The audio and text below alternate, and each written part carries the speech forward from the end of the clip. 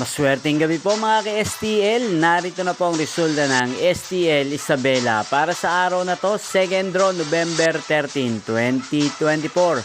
Araw ng Miyerkules, naway ang mga natayaan nyo pong mga numero kanina ay manalo nawa ngayong gabing ito, 7 PM. Kaya kunin nyo na po ang inyong mga tickets. Narito na po ang resulta. Ang mga numerong nanalo sa STL Isabela ngayong gabing ito, November 13, 2024, 7 PM.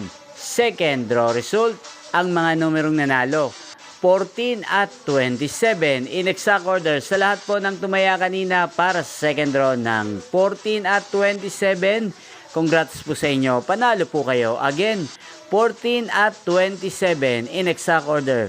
Shoutout po natin ngayong gabing ito sa STL Isabela si Ate Regine. Ate Regine ng Isabela, shoutout po sa iyo. Naway, isa ka rin po sa swertihin ngayong gabi sa STL Isabela.